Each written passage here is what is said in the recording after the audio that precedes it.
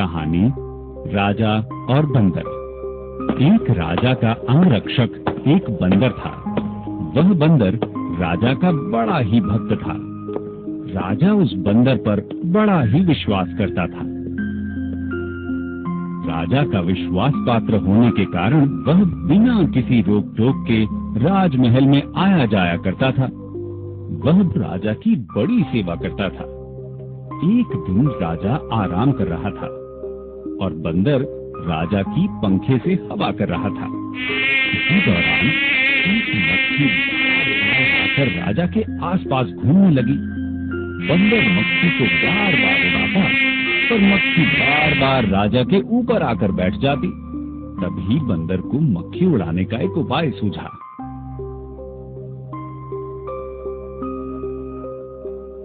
वह तलवार लेकर आया और मक्खी को देखने लगा। मक्खी राजा की नाक पर आकर बैठ गई। तभी बंदर ने बड़े जोश से मक्खी पर वार किया। मक्खी तो उड़ गई, परंतु राजा तलवार से घायल हो गया और उसकी नाक कट गई। तो इस कहानी से हमें क्या सीख मिलती है? इस कहानी से हमें ये सीख मिलती है कि मूर्ख लोगों से कभी मित्रता नहीं करनी चाहिए। रस्सी का जादू, हरियाणा की लोक कथा। एक बूढ़ा आदमी अपने परिवार के साथ शहर की ओर जा रहा था। अपने सफर के दूसरे दिन दोपहर के समय वे एक बड़े से बरगद पेड़ के पास पहुंचे और थोड़ी देर के लिए वहां आराम करने का निर्णय लिया। वह आदमी बेकार नहीं बैठना चाहता था, तो उसने रस्सी बनाने की सोची। उसने अपने बड़े बेटे को पास ही के एक नगर में जूट खरीदने के लिए भेजा। उसने अपने दूसरे बेटे को सब्जियां खरीदने के लिए और तीसरे को खाने का सामान खरीदने के लिए भेजा। उसने अपनी बहुओं को भी काम सौंपा। एक को उसने पानी भरने के लिए भेजा और दूसरी को लकड़ियां बटोर कर लाने भेजा। तीसरी वाली से उसने आटा गूंथने को कहा। जब उसे अपनी जरूरत का सारा सामान मिल गया, तब वह आदमी पेड़ के नीचे रस्सी बनाने के लिए बैठ गया। उस पेड़ में एक दानव रहता था। जब से उस आदमी और उसके परिवार ने उस पेड़ के नीचे डेरा डाला था, तब से वह दानव उन पर नजर रख रहा था। आश्चर्य की बात है, ये आदमी रस्सी क्यों बना रहा है? मुझे बहुत उत्सुकता हो रही है। मैं स्वयं ही उस आदमी से पता लगाता हूँ।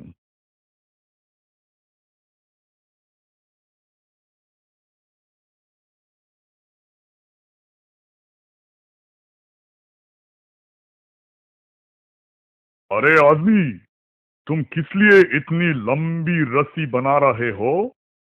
उस आदमी ने अपने डर को छिपाए रखा और अपना काम करता रहा।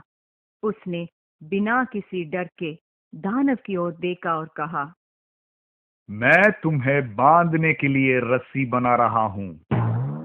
दानव घबरा गया। भले ही वह शरीर से बड़ा था, लेकिन अंदर ही अंदर वह बहुत डरपोक था। वह उस आदमी के चरणों पर गिरकर दया की भीख मांगने लगा। हे भले आदमी, मुझ पर दया करो। तुम्हें जो भी चाहिए मैं वो सब करूंगा। ठीक है, मैं तुम्हें छोड़ दूंगा अगर तुम मुझे सोने से भरे संदूक का खजाना दोगे। दानव ने आदमी के आदेश का पालन किया। वह बूढ़ा आदमी खुशी से फूला नहीं समाया। अपने सफर से वह एक अमीर आदमी बनकर अपने गांव लौटा। जब उसके पड़ोसी ने सुना कि उसे इतना सारा धन कैसे मिला, तब उसने अपने परिवार वालों को इकट्ठा किया और दानव के निवास स्थान की ओर निकल पड़ा। वहां वो अपने बेटों और बहुओं को आदेश देने लगा, लेकिन उसके बेटों ने पेड़ की छांव छोड़कर यहाँ वहां जाने से इनकार कर दिया और उसकी बहुओं ने उस पर ध्यान ही नहीं दिया। उसे सब कुछ अपने आप ही करना पड़ा। आखिरकार उसने अपनी जरूरत का सारा सामान इकट्ठा किया और रस्सी बनाने के लिए पेड़ के नीचे बैठ गया। वह बहुत रोमांचित हुआ जब उसने दानव को पेड़ में से नीचे उतरते हुए देखा। अरे आदमी, तुम वो रस्सी क्यों बना रहे हो? हाँ, मेरी योजना कामयाब हुई। दानव आ गया। तुम्हें बांधने के लिए, और किस लिए? दानव हंसने लगा। तो तुम डर गए हो। अच्छा होगा अगर तुम मुझे खजाना दे दो, नहीं तो मैं तुम्हें नहीं छोड़ूंगा। अभागे आदमी, तुम्हारा अपना परिवार तुमसे नहीं डरता।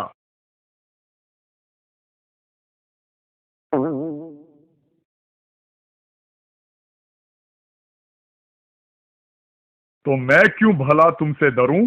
किसी और को बांधने से पहले अपने बेटों और बहुओं को बांधो।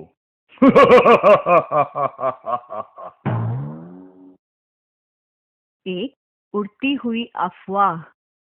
बंगाल की लोक कथा। एक पंडित खेत पार कर रहा था। तभी उसे लगा कि उसके मुंह में कुछ है और उसने तुरंत उसे थूका। उसने पाया कि वह एक मुर्गे का पंख था। उसे समझ में नहीं आया कि वह उसके मुंह में कैसे गया और वह इस बात को लेकर बहुत परेशान हो गया। जब वो अपने घर पहुंचा तो उसने इसके बारे में अपनी बीवी को बताया। लेकिन इसके बारे में कभी किसी को नहीं बताना, नहीं तो लोग इसका गलत मतलब निकालेंगे। मैं कसम खाती हूँ, मैं किसी को नहीं बताऊंगी। उसकी पत्नी इस घटना को सुनकर बहुत हैरान हुई और उसे ये बात किसी को सुनाने की इच्छा हुई। मैं ये बात अपने तक नहीं रख सकती हूँ। मेरा सिर फट रहा है। मैं अपने सबसे विश्वसनीय पड़ोसी को ये बात जरूर बताऊंगी। उसने अपनी पड़ोसन को सारी बात बताई और उसे कसम दी कि वो ये बात किसी को न बताए। शायद उसके कहने का ढंग कुछ और था और उसकी पड़ोसन ने उस बात का मतलब कुछ इस तरह निकाला कि मानो पंडित के मुंह से कई पंख निकले हो।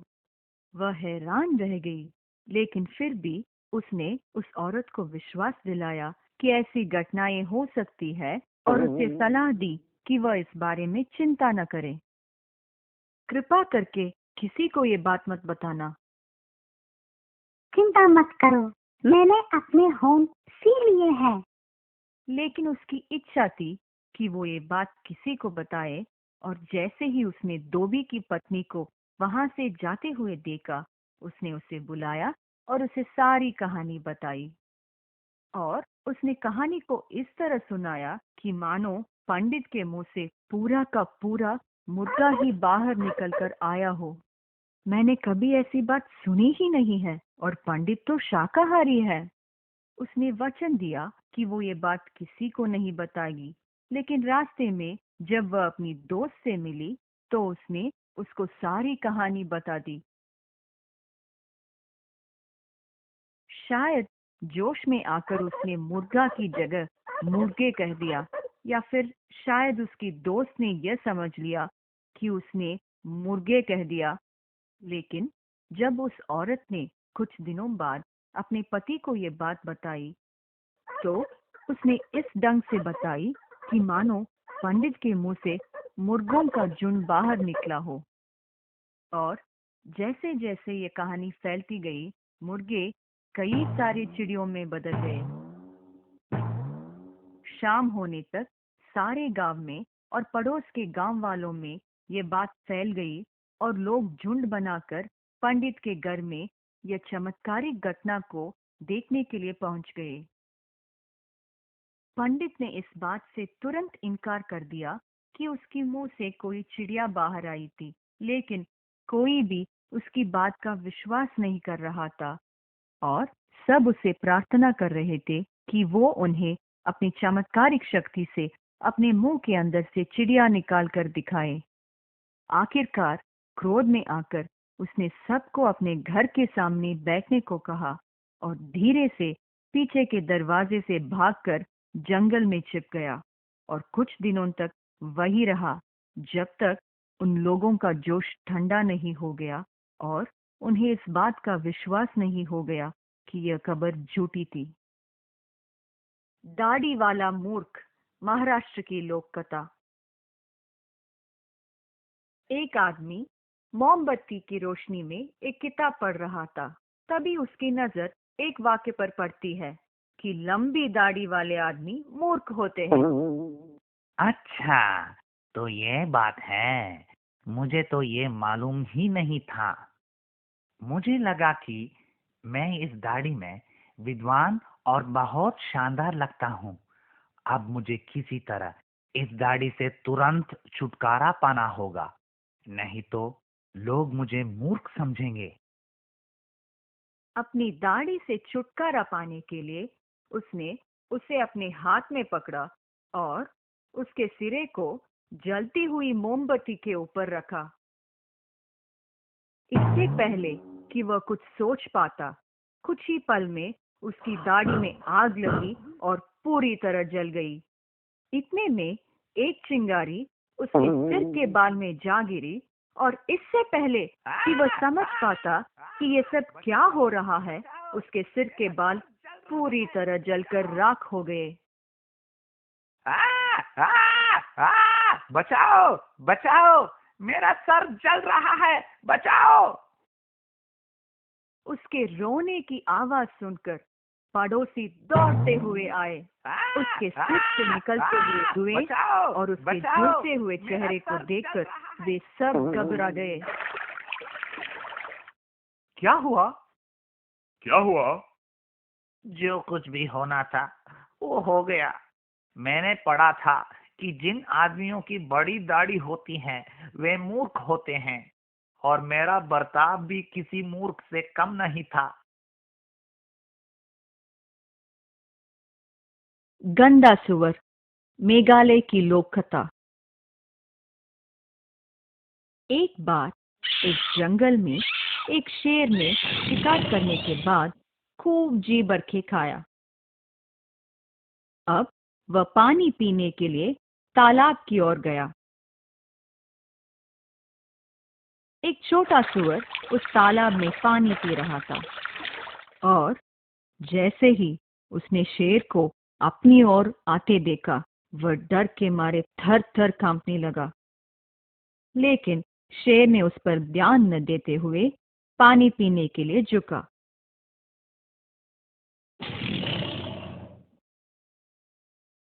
छी, कितनी गंदी बदबू है। मैं ये पानी नहीं पी सकता हूँ। उसने दूसरे तालाब जाने का निश्चय किया। सुअर ने सोचा कि शेर उससे डरकर बिना पानी पिए वापस जा रहा है। अचानक अपने आप को हाथी जितना ताकतवर समझने वाले सुअर ने शेर को लड़ाई के लिए ललकारा। अरे अभागे शेर, क्या तुम में मुझसे लड़ने की हिम्मत है?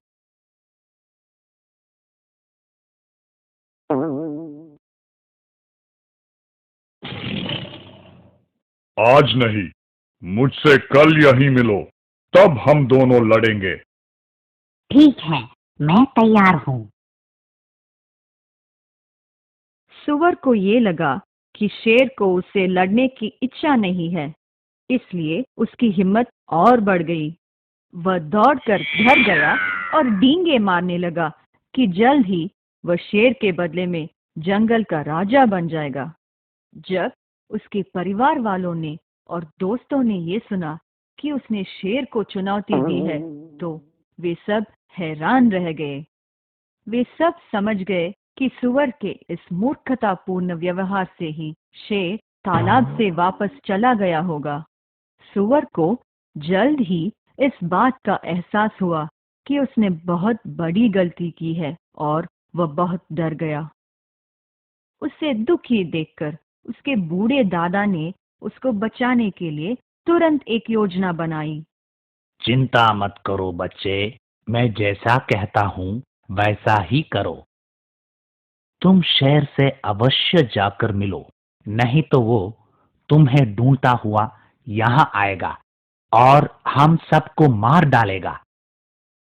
लेकिन उससे मिलने से पहले मिट्टी और गंदगी में लौट कर जाना, जिससे कि तुम्हारे पास से असहनीय बदबू आए।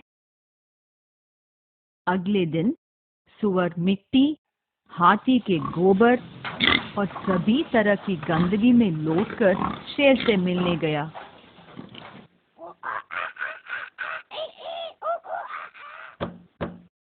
शेर बड़ी बेचैनी से उसका इंतजार कर रहा था, लेकिन जैसे ही सुअर उसके पास आया, वह पीछे हट गया। तुमने ये क्या हाल बना रखा है अपना? तुम्हारे पास से बहुत बदबू आ रही है। छी छी। वो ये सोचकर आया था कि उसे स्वादिष्ट सुअर का मांस खाने को मिलेगा, लेकिन अब उसे उसके पास से बदबू आने लगी और उसकी भूख भी मिट गई। मैं लड़ने आया हूँ। मुझसे दूर रहो, बदबूदार जानवर। मैं तुम्हारे साथ नहीं लड़ सकता। सुअर वहां से भाग खड़ा हुआ।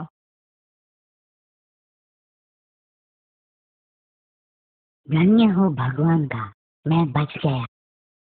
ईश्वर की देन है। आंध्र प्रदेश की लोक कथा। आंध्र प्रदेश के एक जमीन पर एक दानशील राजा राज्य करता था। हर दिन 2 भिखारी उसके पास भीख मांगने आया करते थे। वो उन्हें भोजन और पैसा दिया करता था। भीख लेने के बाद उनमें से बूढ़ा वाला भिखारी कहा करता था, ईश्वर देता है। उनमें से छोटा वाला भिखारी कहा करता था, हमारे महाराज की देन है। एक दिन राजा ने उनको पहले से अधिक धन दिया, जिसे पाकर बूढ़े भिखारी ने खुशी से रोते हुए कहा, ईश्वर की देन है। राजा को बहुत गुस्सा आया और वह सोचने लगा, मैं इसका भरण पोषण करता हूँ और ये हमेशा यही कहता रहता है, ईश्वर की देन है, ईश्वर की देन है। अब समय आ गया है जब उसे इस बात का पता चले कि उसका असली हितकारी कौन है। अगले दिन उन सबको भीख देने के बाद राजा ने भिखारियों से उनके प्रायः जाने वाले मार्ग में से न जाकर दूसरे मार्ग से उन्हें जाने को कहा। राजा ने इस बात का ध्यान रखा कि जो भिखारी हमेशा उसके गुण गाया करता था, वह उस मार्ग से पहले होकर जाए। राजा ने आदेश दिया कि जिस सड़क से वह भिखारी गुजरेगा, उस सड़क पर सोने से भरी थैली रख दी जाए, जिससे कि वह थैली उसे ही मिले। लेकिन जैसे ही वह भिखारी उस सड़क से गुजरने लगा, वह सोचने लगा कि राजा ने उसे उस मार्ग से जाने को क्यों कहा। शायद वह चाहते हों कि मैं इस एकांत मार्ग का आनंद उठा सकूं। सचमुच ये काफी सुंदर और चौड़ी सड़क है। इसमें तो आंखें बंद करके चला जा सकता है। और उसने अपनी आंखें बंद कर ली। परिणाम स्वरूप वह थैली को देख नहीं पाया। दूसरा भिखारी जो उसी के पीछे आ रहा था, उसने उस थैली को देखा और उसे उठा लिया। आज का दिन मेरे लिए बहुत ही शुभ है। ईश्वर ने मेरे लिए इनाम भेजा है। अगले दिन राजा ने उन भिखारियों से पूछा कि उसके भेजे हुए रास्ते पर उन्हें कुछ मिला कि नहीं, और वह बहुत उत्सुकता से छोटे वाले भिखारी की तरफ देखने लगा। लेकिन भिखारी ने अपना सर हिलाया। महाराज, सड़क तो बहुत सुंदर थी, लेकिन मुझे वहां कुछ नहीं मिला। लेकिन मुझे वहां सोने से भरी थैली मिली। ईश्वर देता है।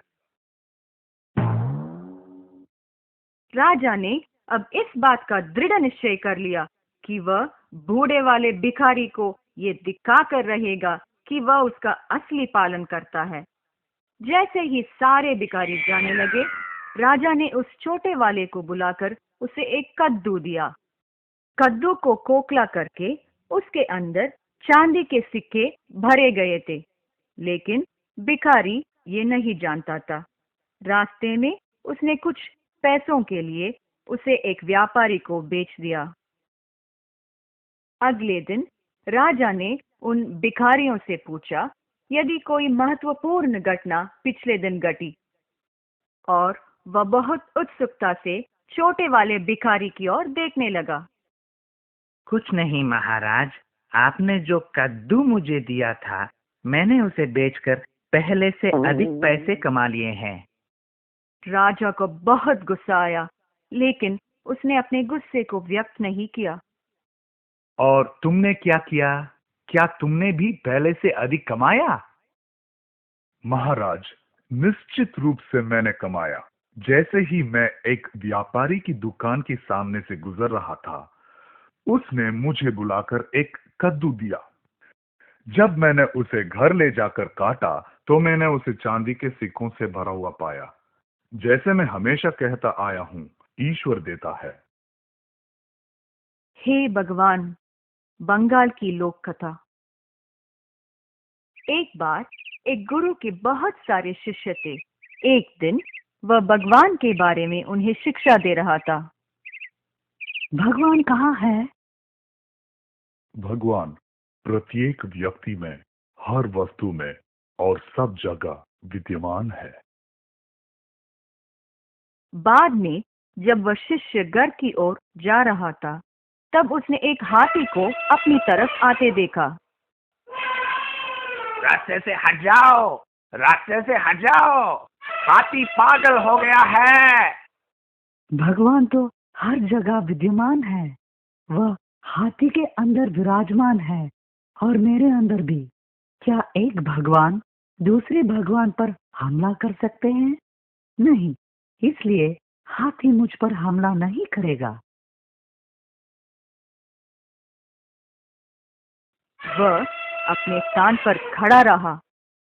हाथी ने उसे अपने सूंड से उठाया और उसे ऊपर घुमाते हुए एक ओर फेंक दिया। सौभाग्यवश वह सूखी घास के ढेर पर जाकर गिरा और उसे ज्यादा चोट भी नहीं लगी। जब गुरु और उसके बाकी शिष्य उसकी मदद करने के लिए आए और उसे घर ले जाने लगे, तब उसने पूछा, गुरुजी, आपने कहा था कि भगवान हर वस्तु में विद्यमान है, लेकिन देखिए हाथी ने मेरे साथ क्या किया। ये बात सच है कि भगवान हर जगह विद्यमान है। वह हाथी में तो है, लेकिन वह महावत में भी था, जिसने तुम्हें लगातार रास्ते से हट जाने को कहा। तुमने उसकी बात क्यों नहीं सुनी? गांव वाले का उपहार। हरियाणा की लोक कथा। एक गांव वाले ने अपने बगीचे में एक बहुत बड़ा तरबूज उगाया था। शायद ही किसी ने इतना बड़ा तरबूज देखा होगा, और गांव वाला इसके लिए बहुत गर्व महसूस कर रहा था। एक दिन उस देश का राजा, जो कि वेश बदलकर उस देश का दौरा कर रहा था, वहां पहुंचा और उस तरबूज को देखकर मुग्ध हो गया। क्या तुम इसे मुझे दोगे? नहीं, मैं नहीं दूंगा। क्या तुम कम से कम इसे मुझे बेच सकते हो? नहीं, मुझे माफ कर दीजिए। फिर तुम इसके साथ क्या करोगे? मैंने योजना बनाई है कि मैं इसे महल ले जाकर राजा को दूंगा। तो ये बात है, लेकिन मान लो अगर उसने ये लेने से मना कर दिया तो फिर उसे नरक में जाने दो। कुछ दिनों बाद वह गांव वाला तरबूज लेकर महल में आया।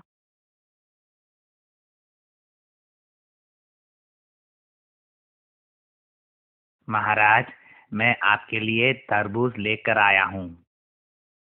ये तो बहुत बढ़िया है, लेकिन मान लो मैं इसे लेने से इनकार कर दूं? फिर महाराज, आप पहले से ही मेरा जवाब जानते हैं।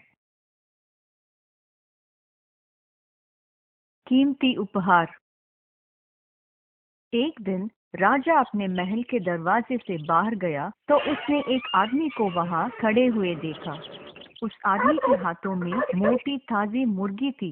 राजा को देखते ही उसने बड़ी श्रद्धा से अपना सिर झुकाया और कहा, महाराज, मैंने आपके नाम पर दाव लगाकर इस मुर्गी को जीता है। ये आपके लिए है, कृपया इसे स्वीकार करें। बहुत अच्छे। इसे मेरे मुर्गी खाने की देखभाल करने वाले को दे दो। कुछ दिनों बाद राजा ने उसी आदमी को दरवाजे के बाहर खड़े हुए देखा।